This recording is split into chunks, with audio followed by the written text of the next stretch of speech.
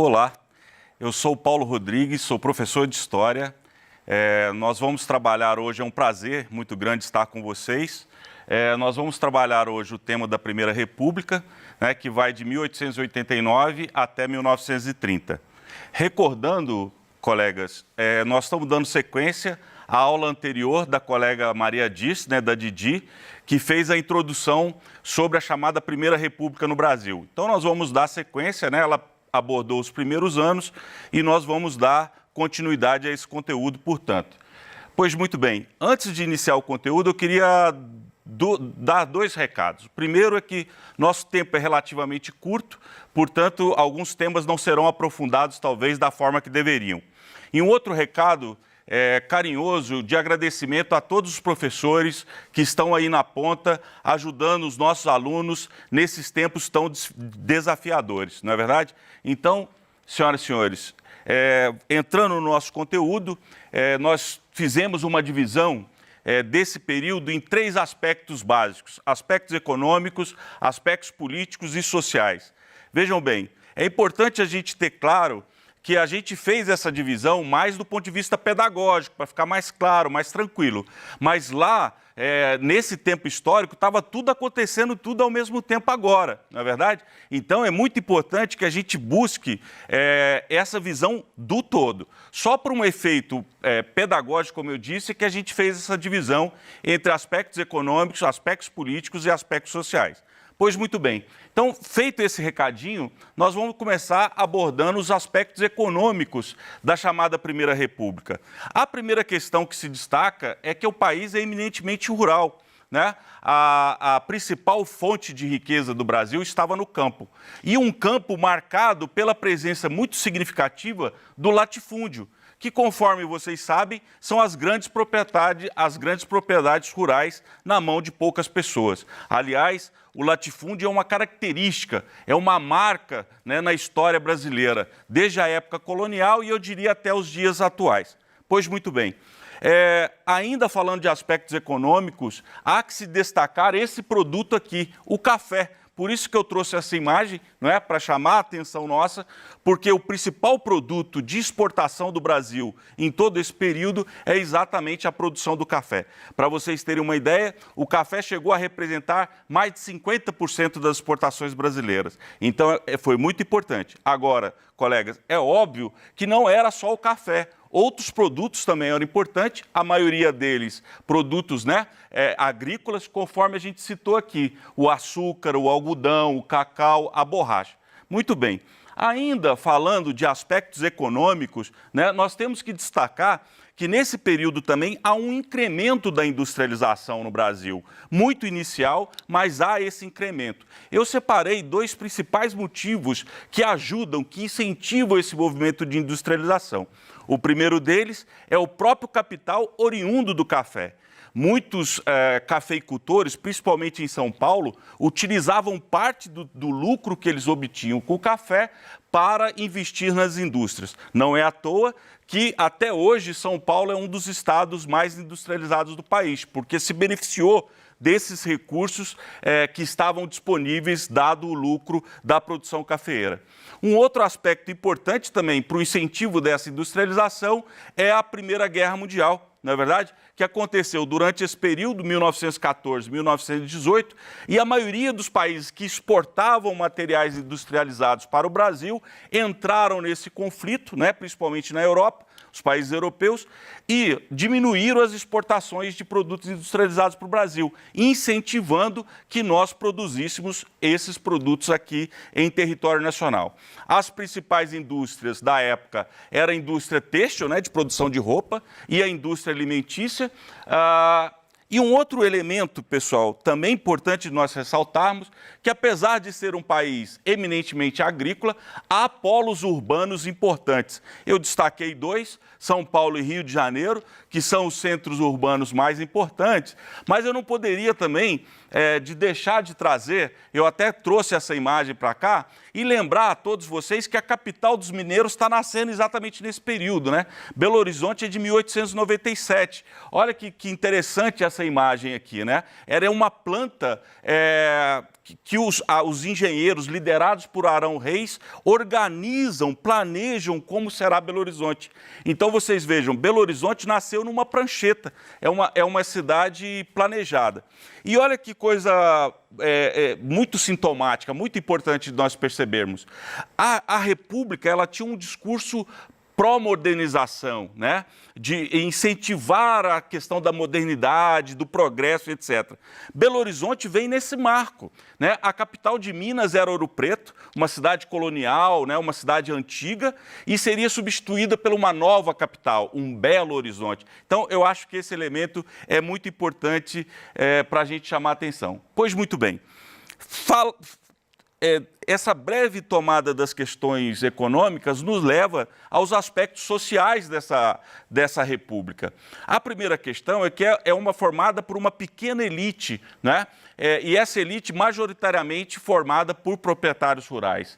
Nós temos, conforme a gente já disse, uma população que é majoritariamente rural, né, vivia em sua maioria no campo, algo em torno de 70%, né, ao contrário do que é hoje, né, meninos? Que nós sabemos que hoje a população brasileira, mais de 80% está na cidade. Nessa época, a população era majoritariamente rural.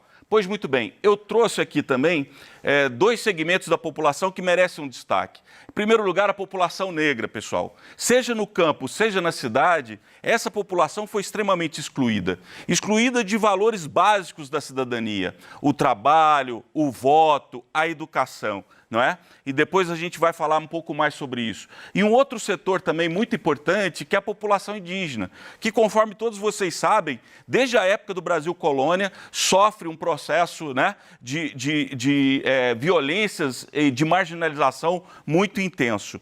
Ressaltamos que, nesse período, em 1910, foi criado o Serviço de Proteção ao Índio. No entanto, esse serviço ainda muito tímido, muito incipiente e não deu conta de resolver as questões indígenas, diga-se de passagem, questões que estão colocadas para nós até hoje, né?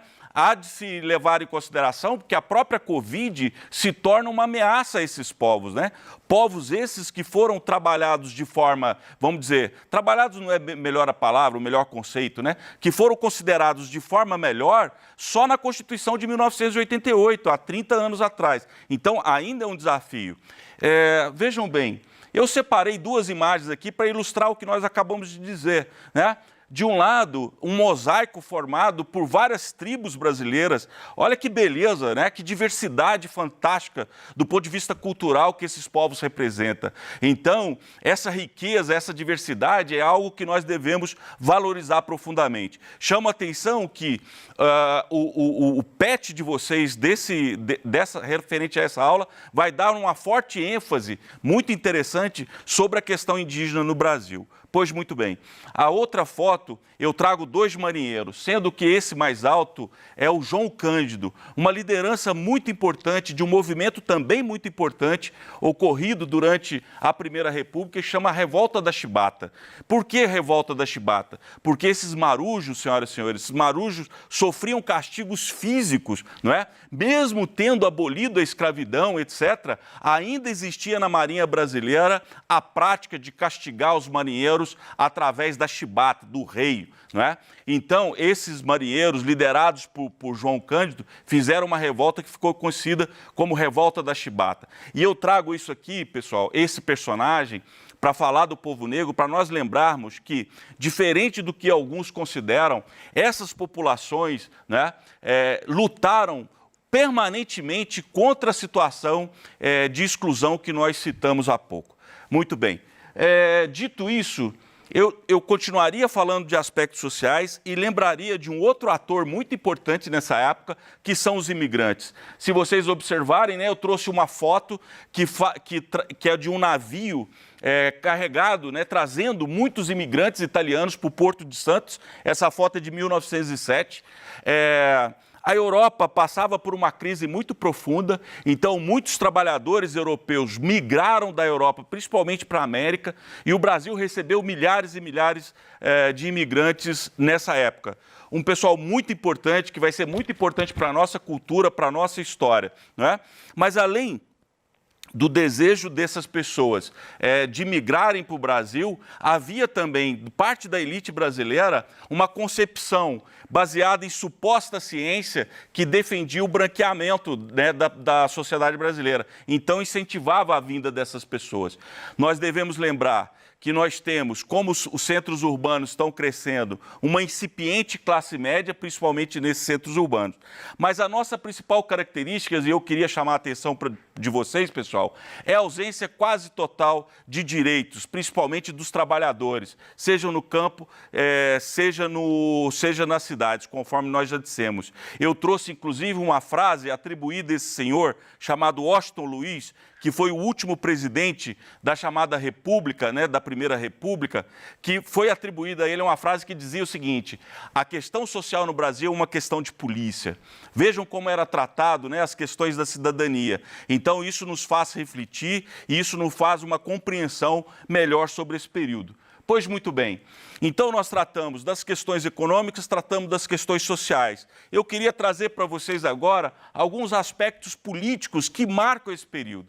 E a primeira questão é o seguinte: apesar da Constituição de 1891 falar que o Brasil é uma democracia, nós temos que lembrar que a participação efetiva das pessoas era muito pequena. Vocês imaginam, mulheres não votam, analfabetos não votam. Ora, a maioria da população era formada de pessoas analfabetas, infelizmente. E se você exclui analfabetos e mulheres, o que sobra, né, o contingente que participa efetivamente das eleições é muito pequeno. E, além disso, além dessa baixa participação, nós temos uma presença também muito significativa dos chamados coronéis, que são os mandatários locais, na maioria das vezes grandes proprietários rurais. Esses coronéis, principalmente no Nordeste brasileiro, tiveram uma influência muito significativa no contexto político da época, né? Bom, outras características das questões políticas, o que nós chamamos de clientelismo, que é a troca de favores, né? Eu te dou emprego, você vota em mim, eu te dou uma cesta básica, você vota em mim. Vejam que essa questão é antiga na sociedade brasileira, né? Essa marca da política brasileira, não é? Então, muito característica na chamada Primeira República. Outro aspecto, o voto era aberto, então as pessoas sabiam em quem você votava, mais um instrumento de controle dos coronéis sobre os votantes. Vocês concordam comigo? Né? É daqui que advém o famoso voto de cabresto, né? Você leva o eleitor à urna e quase que o obriga, né, a votar em quem você deseja. Se não bastasse tudo isso, baixa participação, clientelismo, domínio dos coronéis, ainda tinha as fraudes. Então, realmente, a nossa democracia era uma democracia muito frágil.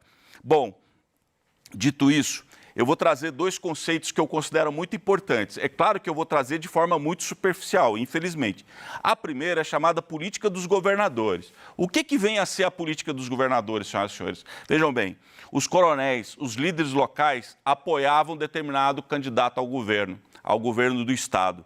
Esse candidato apoiava determinados candidatos a deputados federais que iriam apoiar o presidente.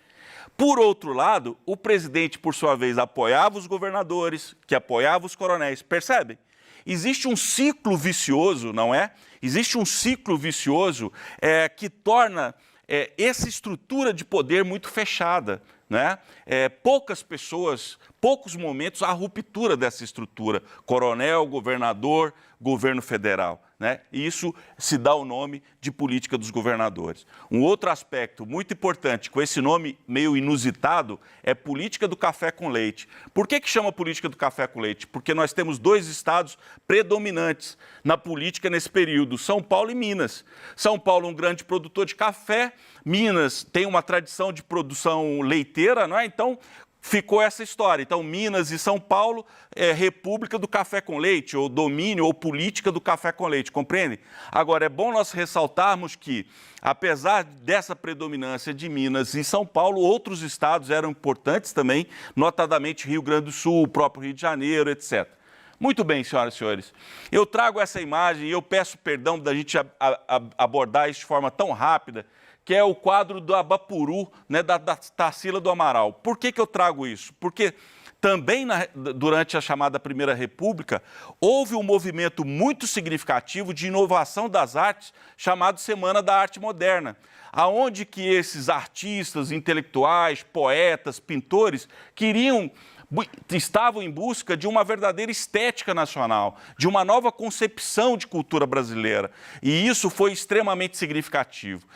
Eu pediria, inclusive, se for possível, que o colega de artes também, se puder abordar, junto com o colega de professor de história, abordar essa questão com vocês, porque é muito significativo. Pois muito bem.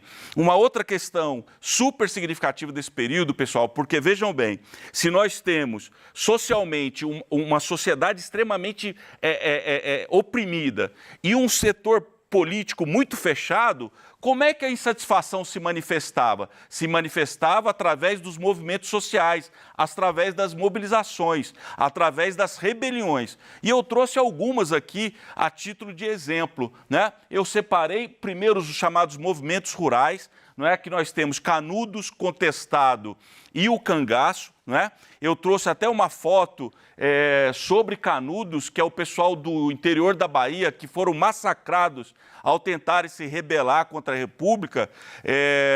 E esse movimento ele ganhou notoriedade, né, e até hoje está muito bem representado num livro maravilhoso que é Os Sertões de Euclides da Cunha, né? Então, esses foram os principais movimentos que nós podemos chamar de movimentos rurais.